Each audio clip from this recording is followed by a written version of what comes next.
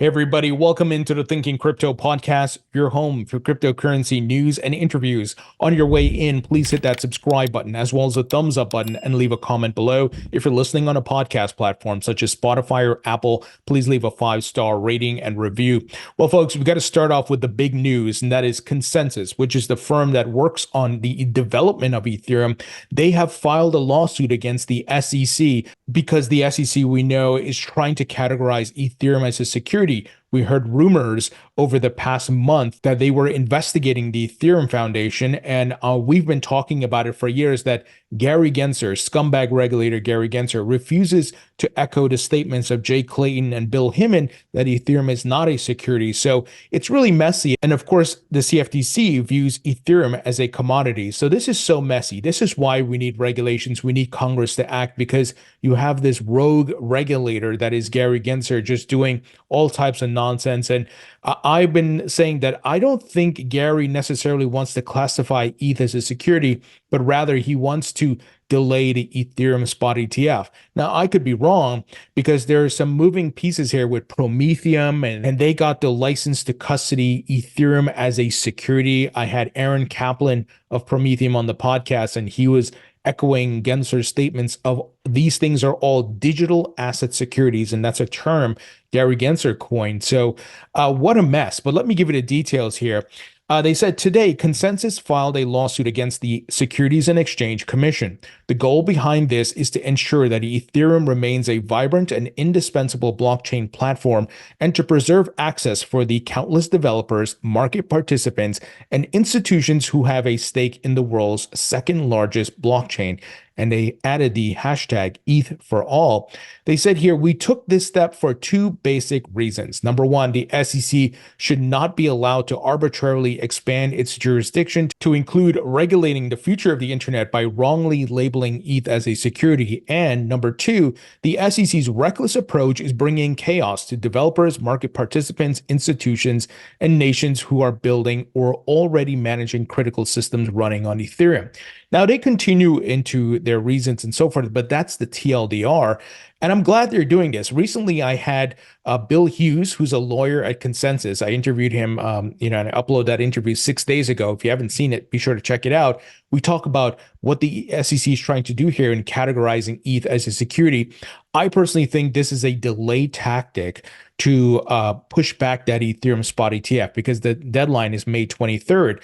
And you just see this mess, though, right? The SEC is suing the industry suing the SEC, and it's just all a mess. But we need Congress to act, because we're all just going to be back and forth in litigation. Now, don't get me wrong. This is where the balance and the checks and balances comes in, because the SEC has been taking some big losses because they've been lying to the courts. They've been acting arbitrary and capricious and just doing unlawful activities. So they're getting exposed. So that's a good thing, right? Because we want these government agencies, who are supposed to be the good guys, to abide by the law. They're taking our tax dollars and operating. So they should at least treat us fairly within the law, versus the puppet masters who donate money to them. So we got to fight here, folks. There's a bigger theme here, and that is accountability by the government, and to push back against these rogue agencies which have done incredible government overreach. So fascinating what's happening. Like I said, check out my interview with Bill Hughes. So a lot of folks are weighing in on this. Paul Grewal of Coinbase, chief legal officer, said, I know ETH is a commodity. You know ETH is a commodity. The CFTC knows ETH is a commodity. It's time for the SEC to admit that it still knows ETH is a commodity too. No more games. Thank you, Consensys, for standing up against the SEC's unlawful expansion of authority. So we also have the Blockchain Association weighing in on this, giving a full statement. Their CEO, Kristen Smith, also weighing in, talking about, look, this is overreach by the SEC, and Consensys's lawsuit seeks to defend the Ethereum ecosystem and much more. Now, folks, it's not that simple, because we know, and I'll quote Steven Narioff here in his tweet, that Bill Hinman was compromised. He had conflicts of interest. So that's a fact. And he was warned by the SEC ethics office. And there's people who try to cover this up and sweep it under the rug, but we have to call it what it is. And I'm not so much angry at Joe Lubin or the Ethereum folks, because it was the SEC agency which was compromised. They take my tax dollars, not Joe Lubin and so forth, right? If you want to call him a bad actor, fine, right? And bad actors exist. But we at least want the government to abide by the law and not be bribed and not do all these unlawful activities. So Steven Narioff was, of course, part of the creation of the Ethereum ICO. I interviewed him about a month ago. He said Joseph Lubin and Consensys have filed a lawsuit against the SEC to ensure that Ethereum is not declared a security. Joe Lubin, do you recall when you wrote the terms and conditions? He tagged him, by the way, and the purchase agreement in 2014. Lubin's significant buying during the ICO amounted to securities fraud 101 and also transformed Ether into a security. Gary Gensler later confirmed this by stating Lubin bought 9.5% of the ICO. So he continues, talking about Lubin met with Bill Hinman. We know how that went. He mentioned here Prometheum. They got their license, of course, in February of this year, and much more. So he's essentially trying to say that this is the SEC coordinating with Lubin and so forth to try to put up some smoke and mirrors here. I don't know all the details, because I wasn't there. Steven Narioff obviously was, so I'll take him at his word. But we'll see how this plays out. At the end of the day, what we need is Congress to act to provide clarity, because it's just a mess, and people are going to keep suing each other. This one's going to come up with this narrative. This one's going to say this story. So it's getting very messy. Like, where does this even end? And, one of the things I spoke to Bill Hughes about at Consensys is that if the SEC denies the Ethereum spot ETF, they could get sued by Fidelity, BlackRock, and many of the Ethereum ETF issuers. It's no longer just Grayscale like it was in the Bitcoin ETF case. So Gary, I don't think he wants these problems, but we'll see. We'll see where this goes. There's something cooking up here. I don't trust Gary. I don't trust Prometheum. I don't trust Joe Lubin. Once again, but my gripe mainly is with the government agency, because that's being funded by my tax dollars. So I've been on record saying that, and we'll see where this goes. Now, what's interesting is that ETH is trending here. The data is brought to you by Sentiment, which does social media metrics and sentiment about different crypto coins. So if you want to sign up for a pro account, you can check out the link in the description. You can get a discount using the code ThinkingCrypto. So ETH, even though this news is popping up, is trending positively. I guess because the investors see this as a good thing, going on the offensive against the SEC. Coming in at number 2 is AMP with positive sentiment. Number 3, Baby Dogecoin, a meme coin, coming in with positive sentiment. Velo comes in at number 4 with positive sentiment. EOS, wow, a blast from the past. This thing was essentially dead, but it's still here. I'm not investing in it, but it has high positive sentiment. Chronos, CRO, Crypto.com's coin, coming in with positive sentiment. Bonk, another meme coin, coming in with positive sentiment at number 7. Masa, I've not heard of this. This token comes in at number 8 with positive sentiment. Dogecoin, another meme coin, coming in at number 9 with positive sentiment. And BNB, coming in at number 10 with positive sentiment. So those are your top 10 trending tokens on social media, data brought to you by Sentiment. Now, folks, we got some interesting news that Ripple is using USDT, the stablecoin. It's fascinating, and I think this has to do with the lawsuit, right? They were kind of forced to step away from XRP a little bit during that period. And Crypto Eddie, who has a great channel, you can check out her channel, highlighted an email here from Monica Long of Ripple saying that they took steps to mitigate each US-based ODL customer from using XRP as the bridge in the ODL to using USDT, or the contract was terminated. We should continue to use USDT or Bitcoin or other vetted stablecoins for US-based flows unless otherwise approved by legal. So, this has to do with the lawsuit. I understand why they pivoted, but I think the key point here, and I always keep it real with you guys, I don't have a hidden agenda. Some people have a hidden agenda. They spread FUD about Tether and USDT. I've interviewed the CEO of Tether. I've found their attestations and their audits, which appear on the website, to be legit. They got a big endorsement from Howard Lutnick, the CEO of Cantor Fitzgerald, a firm that's been on Wall Street forever. And he said at Davos, they have the money. So I think with all the details that Tether has done and cleaned up their books, and I think they're in a better place now that even a company like Ripple is using USDT. So, Crypto Eddie called out the the folks who are spreading FUD and lying and saying, those channels claiming USDT is a scam. Oh, the twist of life. And, he's pretty much talking about some XRP maximalists who do this. So, guys, this is why you always do your own research and don't just listen to stories and people. Go do your research. Even what I'm telling you, validate it. And I have confidence saying that because I don't have a hidden agenda. You can go read up this email, check out the article and see that indeed this is fact, right? It's not a lie. I'm not trying to blow smoke up here, or gaslight you or anything. I'm here to make money, and I'm telling you what I'm doing, and I'm sharing the facts and the news and the reporting here. So, and Tether, here's a report that actually came out yesterday. Tether will freeze wallets evading Venezuelan sanctions. So Tether's actually been working with governments to stop bad actors, and that's what you want to see from the world's largest stablecoin issuer. They are working with different folks. So use of Tether has increased in Venezuela after the U.S. reimposed sanctions on oil exports. So the firm froze 41 wallets tied to the U.S. Treasury Department's Office of Foreign Assets Control, specifically designated nationals list in December. So again, they're working with the governments. They have cleaned up their books. They're doing the attestations. They've done audits. Go on their website and check it out. And they're getting endorsements from Wall Street firms. So I think Tether is in a better place. Now, I always keep it real with you guys. I don't think things were in a good place years ago. I'm talking like 4 or 5 years ago, or maybe, 5, 6 years ago, I would say, and when it was a bit of the Wild West of the crypto market. And I've had, like I said, representatives from Tether come on the podcast. I've interviewed them and asked them the hard questions and so forth. And like I said, my most recent interview was with the CEO of Tether, Paolo Ardoino. So be sure to check out that interview. It's a pretty good one. All right, folks, quick word from our sponsor, and that is BitGo. BitGo is one of the top tier crypto custodians in the market, serving many large institutions and crypto firms. Some of the names include Pantera Capital, Bitstamp Exchange, Bitcoin IRA, and many more.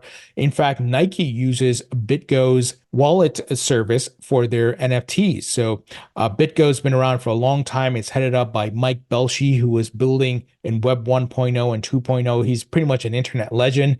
Man was at Google, building Google Chrome and much more. But the features and services that BitGo offers includes hot wallets, custodial wallets, self-managed cold wallets, and NFT wallets. And they have top-tier security and insurance and much more. So if you'd like to learn more about BitGo, check out the link in the description or go to bitgo.com. Now, folks, we got news here that Stripe is looking to bring back crypto payments in the next few months. This is the first crypto-centric announcement from Stripe since May of last year. So we're seeing all types of technology, services, business solutions, and apps and technologies are integrating crypto. And of course, because it's a growing technology and asset class.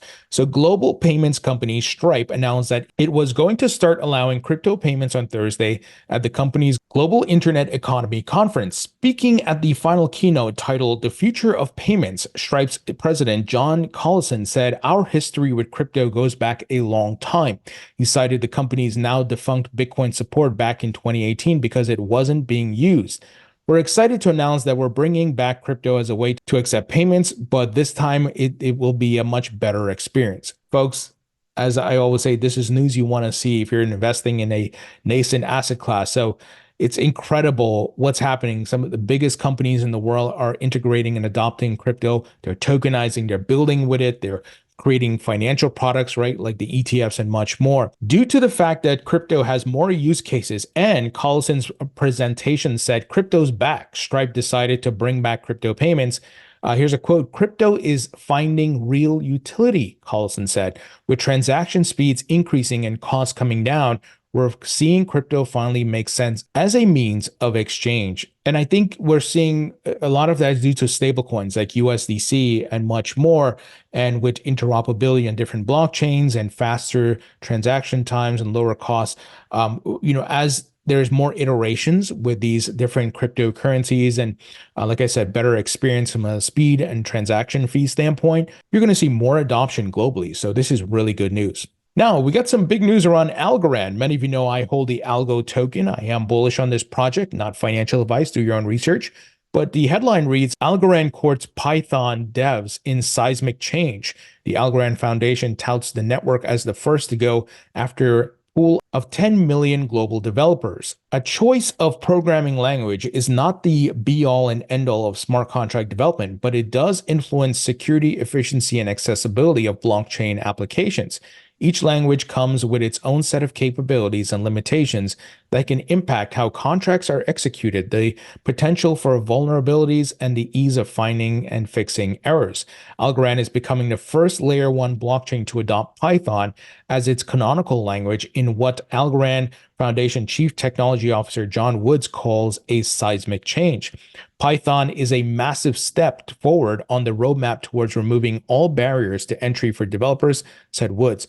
So this is actually really good. I know it's not something that we as investors really pay attention to, but when you want to attract more developers and the best developers, you want to make sure you're using certain coding language that is familiar and has a global presence so that you get more talent, right? And you get people who are more familiar with that talent, and you can try to get the best out of these folks. So I think it makes sense, and this is really good news for Algo token holders. So great to see that this is a door they're opening up, and I think it will lead to more adoption of blockchains if they're more compatible with other solutions that are out there, other technologies and so forth. So I think it's a win-win all around. Now, next news item here, crypto-focused Federal Chartered Bank intros settlement network. CoinFund, EDX Clearing, and Nonco are among the first users of the offering.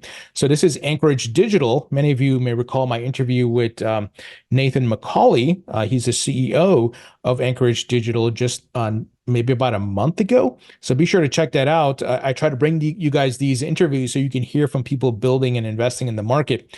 So Anchorage Digital is a federally chartered bank, and it is now offering settlement of US dollars and crypto assets for buy and sell side institutions. Crypto-focused Anchorage Digital unveiled its new settlement network called Atlas. In a Thursday announcement, Atlas has already settled hundreds of millions of dollars in crypto since its early access launch earlier this year, the company said. Atlas users can access counterparties that include clients of Anchorage Digital and its Singapore subsidiary. On-chain settlement ensures the assets are not commingled and don't leave on-chain addresses until settlement occurs, according to the bank. This is what we need for the growth of the market. No commingling, no FTX, right? Trusted institutions who are federally chartered, got insurance, they're licensed, and much more. And if you put your crypto funds in with these firms, there's safeguards, there's guardrails in place, and they're not going to do nonsense like FTX was allowed to do under Gary Gensler's watch, by the way. So Atlas participants are not reliant on settlement providers' books, a spokesperson told Blockworks. Our regulatory status and security profile represent a major unlock for institutions, with Atlas advancing a new era of safe and secure settlement across the industry. So really great to see this. And the industry is growing, guys. It's maturing. All the bells and whistles, and even more than what exists in the TradFi market. So these are custody, and these things are pillars for the growth of this asset class and the continued adoption. And we continue to raise the bar and the standard here. So this is a great, great sign. So that's the news, folks. Friendly reminder to check out my book, Rethinking Crypto. It is available on Amazon in digital and in paperback. Guys, this book tells the story of crypto. It talks about, the SEC versus Grayscale and Ripple and why those lawsuits are there, why FTX was not the ethos of crypto. Sam Bankman-Fried was just a bad actor. It talks about the future of crypto, what that looks like. It talks about the Bitcoin ETF race with BlackRock and Wall Street. It also highlights tips for how to invest in crypto. Now, if you know all about crypto, this would make a great gift for someone who doesn't know, because it gives the holistic view of crypto, not just, okay, it's only Bitcoin, or it's only this and that. No, it talks about everything, tokenization, CBDCs, everything, guys. So grab a copy, guys. Link will be in the description. And I also have a book signing event next week. So if you are in the New York City area, come check it out. The book signing will be in a building right across the street from the Wall Street Bull. We'll be in the financial district. Come get some food and we'll chat up about crypto, get a signed copy of the book. We can hang out. It'll be Tuesday, April 30th. Link will be in the description. Thank you guys for watching and listening, and I'll talk to you all later.